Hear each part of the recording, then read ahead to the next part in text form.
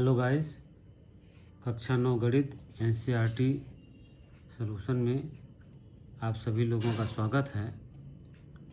हमने पिछले दिनों ये छठा चैप्टर रेखाएं और कोण के बारे में बता दिया था। प्रश्नावली 6.1 सॉल्व करा दिया था। आज प्रश्नावली 6.2 देखेंगे। तो देखेंगे समांतर रेखाएं और तिर्यक रेखाएं, इसके बारे में हम अध्ययन करेंगे कि समांतर रेखा क्या होती है और तिर्यक रेखा क्या होती है। इसके बारे में हम डिटेल में अध्ययन करेंगे। तो आइए सबसे पहले देखते हैं कि अगर दो समांतर रेखाओं को एक तिर्यक रेखा काटती है, मान लीजिए इस तरह से है, दो समांतर रेखाएं हैं इस तरह से, और उसको एक तिर्यक रेखा काटती है, तो समांतर रेखाओं को एक तिर्यक रेखा काटती है तो क्या क्या बराबर होंगे, इसके बारे में हम अध्ययन करेंगे। तो यहाँ पर देख लीजिए, यहाँ पर हमने लिख रखा है पहले से ही, समांतर रेखाएं और तिर्यक रेखा। कक्षा 9 गणित में वो रेखा जो दो या अधिक रेखाओं को भिन्न बिंदुओं पर प्रक्षेपित करती है एक तिर्यक रेखा कहलाती है। यानी दो रेखाओं को भिन्न भिन्न बिंदुओं पर अगर प्रच्छेदित करती है तो उसको हम तिर्यक रेखा कहते हैं। रेखा एल और रेखा एल जो है और एम एन को क्रमशः पी और क्यू बिंदु पर काटती है, प्रक्षेपित करती है। रेखा एल रेखा एम तथा एन के लिए तिर्यक रेखा है। रेखा एल क्या है? एम और एन के लिए एक तिर्यक रेखा है। अब देखिए यहाँ पर कितने कोण बन रहे हैं? 1 नंबर, 2 नंबर, 7 नंबर और 8 नंबर कोण वाह कोण है कहलाते हैं। देखिए 1 नंबर कोण, 2 नंबर कोण, 7 नंबर कोण, 8 नंबर कोण। देखिए 1 नंबर कोण है यहाँ पर, ये 2 नंबर कोण है, ये 7 नंबर कोण है, ये 8 नंबर कोण है। तो ये कौन सा कोण कहलाता है? ये वाह कोण कहलाते हैं। ये कौन से कोण कहलाएंगे?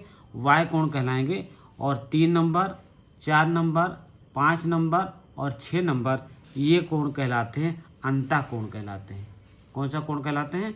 अंता कोण कहलाते हैं। ये वाय कोण कहलाते हैं, यानी बाहर जो कोण बनता है उसको हम वाय कोण कहते हैं, और अंदर जो कोण बनता है उसको हम क्या कहते हैं? अंता कोण कहते हैं। बाहर के कोण को हम वाह कोण कहते हैं और अंदर के कोण को हम क्या कहते हैं? अंता कोण कहते हैं। अब आइए संगत कोण क्या होते हैं? संगत कोण जो साथ साथ लगे होते हैं उनको हम संगत कोण कहते हैं। जैसे मान लीजिए ये है आपका एक तिर्यक रेखा को एक काट रही इस तरह से, तो संगत कोण किसमें? इसमें कितना हो जाएगा? नंबर 1 और नंबर 5 ये साथ साथ में लगे हुए हैं। ये 1 और 5 जो हो जाएगा ये संगत कोण हो जाएगा, ये साथ साथ में लगा हुआ है। और 2 तथा 6 भी संगत कोण हो जाएगा। जैसे मान लीजिए ये 2 है और ये कितना है? 6 है, तो 2 और 6 भी संगत कोण हो जाएगा, ये दोनों संगत कोण हो जाएंगे। 4 और 8, ये मान लीजिए 4 है, ये 4 है और ये 8 है, ये कितना है? 8 है। ये 4 है आपका और ये 8 है, ये तो संगत कोण हो जाएंगे। 3 और 7 भी संगत कोण हो जाएंगे। ये 3 है आपका, ये 3 है और ये जो है 7 है आपका। यहाँ से 7 मान लीजिए, 7 को हम किस तरह से दिखा देंगे? तो इस तरह से हमने इसलिए बना दिया है। देखिए यहाँ ध्यानपूर्वक आप लोग ये देख लीजिए, एक तिर्यक रेखा को समांतर रेखा काट रही है, तो इसमें 1 और 5 संगत कोण होगा, 1 और 5 संगत कोण है, 2 और 6 संगत कोण है, 4 और 8 संगत कोण है, और 3 और 7 ये सारे के सारे संगत कोण हैं। रेखा एल एम तथा एन को क्रमशः पी तथा क्यू बिंदुओं पर प्रक्षेपित करती है। रेखा एल रेखा एम तथा एन के लिए तिर्यक रेखा है। तो ये बाह्य कोण कहलाते हैं। जो बाहर कोण बनते हैं उसको बाह्य कोण कहलाते हैं, और जो अंदर कोण बनते हैं उसको अंता कोण कहलाते हैं। तो बाह्य कोण हो गया, ये अंता कोण हो गया। और संगत कोण जो साथ साथ दो कोण लगे हों उसको संगत कोण कहते हैं। जैसे 1 और 5 संगत कोण हो गया, 2 और 6 संगत कोण हो गया, 4 और 8 संगत कोण हो गया, 3 और 7 संगत कोण हो गया। तो इस तरह से संगत कोण ये दिया हुआ है। तो इसका अगर स्क्रीनशॉट लेना है तो आप लोग स्क्रीनशॉट इतना का ले लीजिए, पहले इतना का स्क्रीनशॉट ले लीजिए। उसके बाद जो है इतने का स्क्रीनशॉट ले लीजिए आप लोग। तो इस तरह से आपका ये सवाल हो जाता है। देखिए ध्यानपूर्वक। अब ये संगत कोण हो गए आपके। अब यहाँ पर देखिए संगत कोण के बाद आता है एकांतर अंता कोण। एकांतर अंता कोण क्या होता है? अंता कोण, एकांतर अंता कोण यानी 4 और 6। ये देखिए आपका 4 और 6 एकांतर अंता कोण इस तरह से बनेंगे। एकांतर अंता कोण ध्यानपूर्वक देख लीजिए। इस तरह से एक रेखा इस तरह से जा रही है। ये मान लीजिए एक समांतर रेखा आपकी ये जा रही है यहाँ पर इस तरह से, और एक रेखा इस तरह से जा रही है और ये कट कर रहा है। तो एकांतर अंता कोण जो होगा आपका, जिससे होगा 4 और 6। आपने जो बनाया था यहाँ पर हमने 4 बनाया था और यहाँ पर कितना बनाया था? 6 बनाया था।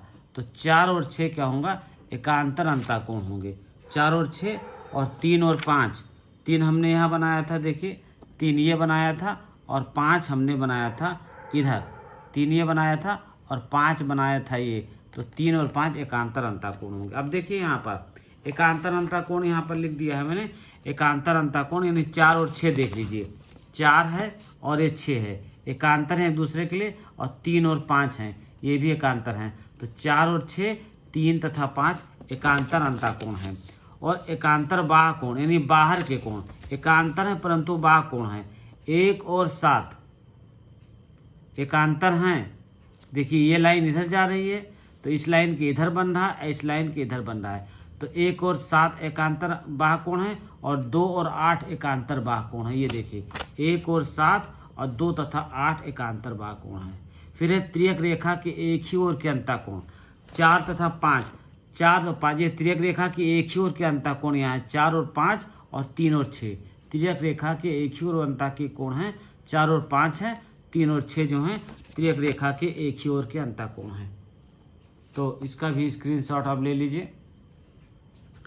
तो अगर 2 त्रियक रेखाओं को यानी 2 समांतर रेखाओं को एक त्रियक रेखा काटती है तो क्या क्या बराबर होते हैं? संगत कोण बराबर होते हैं, एकांतर अंता कोण बराबर होते हैं, एकांतर बाह्य कोण बराबर होते हैं और त्रियक रेखा की ओर के अंता कोण बराबर होते हैं। यानी त्रियक रेखा की ओर बने अंता कोणों का योग 2 समकोण होता है।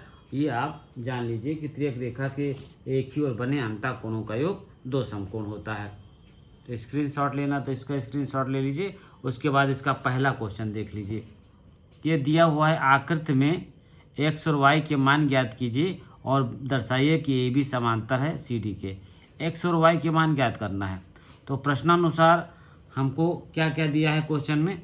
प्रश्नानुसार दिया है, ये दिया है आपका 130 अंश दिया है और ये 50 अंश दिया है। तो x y के मान ज्ञात करना है, x को और y का मान। ठीक है, तो देखिए 50 अंश प्लस x अंश ये कितना कोण होगा? 180 अंश होगा। ये कितना होगा? ऋजु रेखा बना रहा है तो 180 अंश कोण होगा ये। तो 50 प्लस x बराबर 180 अंश। तो x बराबर कितना हो जाएगा? 180 अंश माइनस 50। तो x बराबर हो जाएगा 130 डिग्री। x की वैल्यू कितनी आ गई? 130 डिग्री। और जब x की वैल्यू 130 डिग्री आ गई तो y बराबर कितना हो जाएगा? y बराबर हो जाएगा 130 डिग्री। x की वैल्यू 130 डिग्री आ गई तो y की वैल्यू, एकांतर कोण बराबर होते हैं। क्यों? क्योंकि एकांतर कोण है ये। एकांतर कोण क्या होते हैं? आपस में बराबर होते हैं। तो ये y बराबर भी 30 अंश आ जाएगा। अब यहाँ पर लिख देंगे x तथा y क्या है? एकांतर अंता कोण है। एकांतर अंता कोण है। x और y क्या है? एकांतर अंता कोण है। x और y एकांतर अंता कोण है और परस्पर बराबर हैं। और परस्पर बराबर हैं। और परस्पर जो हैं वो बराबर हैं। एकांतर अंता कोण है और परस्पर बराबर हैं। परस्पर क्या है? बराबर है। एकांतर अंता कोण है और परस्पर बराबर। हम यहाँ लिख देता हूँ, मैं यहाँ पे लिख देता हूँ। एकांतर अंता कोण है और परस्पर बराबर हैं, अतः ये समांतर रेखाओं के तिर्यक रेखा काटने से बनेंगे। अतः यह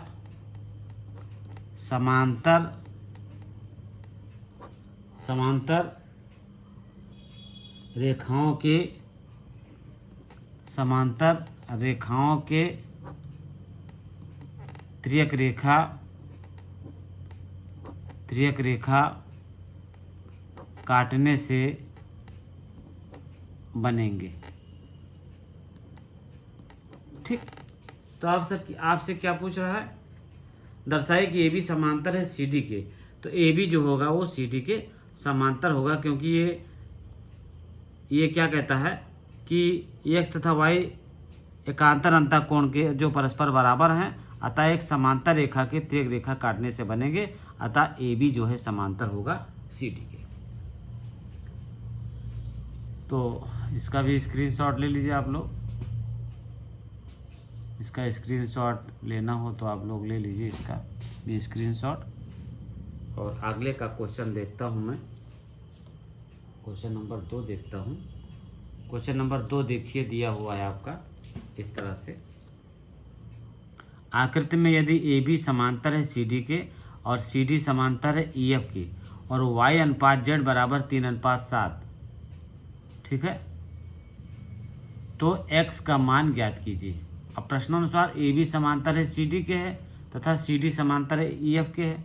ए बी समांतर सी डी समांतर ई एफ, तो ए बी समांतर हो जाएगा ई एफ के। अब एक्स, चूंकि एक्स बराबर हो जाएगा जेड के, क्योंकि एकांतर अंतःकोण है, तो एक्स बराबर जेड हो जाएगा। और एक्स प्लस वाई, ये प्लस ये मिलके कितना हो जाएगा, एक्स प्लस वाई 180 अंश हो जाएगा।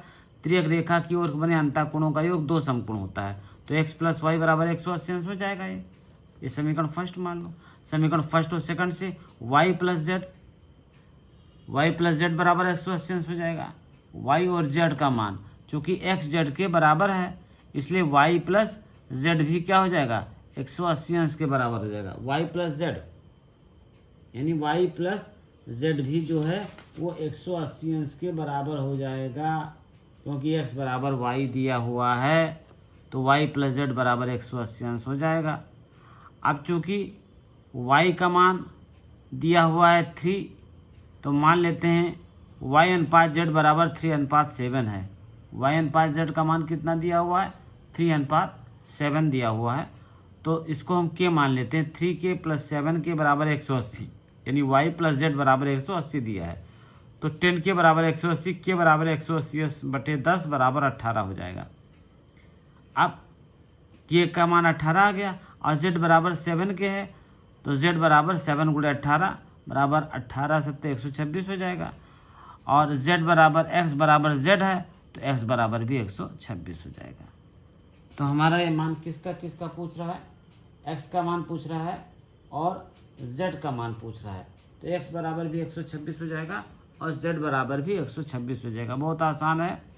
एकांतर कोण बराबर होते हैं, तो ये बराबर हो जाएगा। त्रियक रेखा की एक ही ओर बने अंतःकोणों का योग 2 समकोण होता है। त्रियक रेखा की एक ही ओर, यानी इधर और इधर बने अंतःकोणों का योग 2 समकोण होता है। एकांतर कोण बराबर होते हैं, चूंकि पहला दूसरे के समांतर है, दूसरा तीसरे के समांतर है, तो पहला तीसरे के समांतर हो जाएगा। और जब पहला तीसरे के समांतर हो जाएगा, तो यहाँ पर देखिए x और y दिया हुआ है, यहाँ पर x और y का मान दिया हुआ है। त्रियक रेखा के एक ही ओर बने अंतःकोणों का योग 2 समकोण होता है, तो x प्लस वाई बराबर 180 अंश दिया। समीकरण 1 तथा 2 से y प्लस जेड बराबर 180 अंश, चूँकि x z के बराबर है, तो y प्लस जेड बराबर भी 180 अंश हो जाएगा। और चूँकि दिया है y अनुपात z का मान 3:7 दिया हुआ है, तो हम 3k प्लस 7 के बराबर 180 अंश मान लेते हैं। k का मान निकाल लेते हैं, और k का जब मान निकाल लेते हैं तो z का मान आ जाता है, x का मान आ जाता है, दोनों का मान 126 अंश हो जाता है। तो अगर आप स्क्रीनशॉट लेना है इसका, तो स्क्रीनशॉट इसका आप ले लीजिए। अब आकृति थर्ड में देखिए क्या कहता है, तीसरा नंबर सवाल कहता है कि आकृति थर्ड में ए बी समांतर है सी डी के और ई एफ जो है सी डी पर लंब है। ई एफ लंब है सी डी पर, ये ई एफ जो है सी डी पर ये लंब है। और जी ई डी बराबर 126 अंश है। ये जी ई डी 126 अंश दिया हुआ है, तो ए जी ई का मान, इसका मान ज्ञात करना है आपको, ये कोण ज्ञात करना है। अब देखिए ए बी समांतर सी डी और जी एक त्रियक रेखा है, तो ए जी बराबर 126 अंश है। ए जी ई बराबर 126 अंश होगा, क्योंकि एकांतर कोण बराबर होते हैं, और जी ई डी बराबर भी 126 अंश होगा। AGE बराबर भी 126 अंश और GED बराबर, क्योंकि एकांतर कोण बराबर होते हैं तो GED का मान भी 126 अंश हो जाएगा।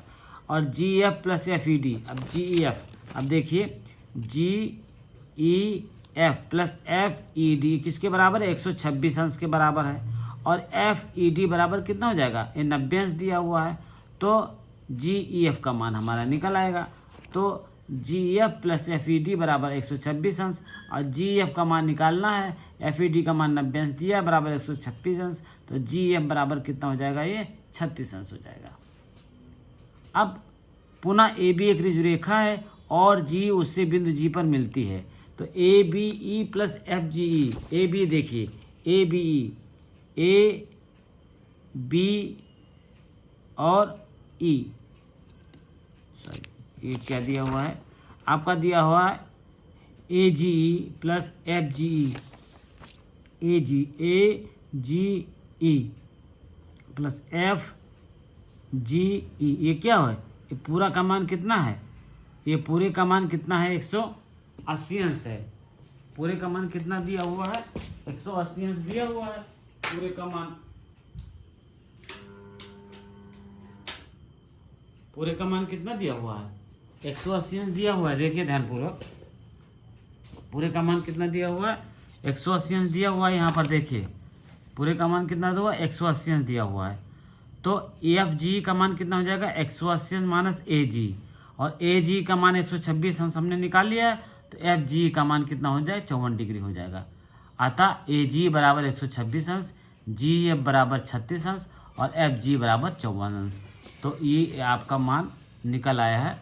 तो अगर इसका स्क्रीनशॉट लेना है तो आप लोग इसका स्क्रीनशॉट ले सकते हैं। पहले आधा ले लीजिए इसका स्क्रीनशॉट, इसके बाद इतना ले लीजिए, इसके बाद पुनः इतना स्क्रीनशॉट ले लीजिए। चैनल को लाइक और सब्सक्राइब करें, बेल आइकन को दबाएं। जैसे ही आप बेल आइकन को दबाएंगे और हम जैसा नया वीडियो बनाएंगे आपके पास तुरंत उसका नोटिफिकेशन पहुंच जाएगा। धन्यवाद।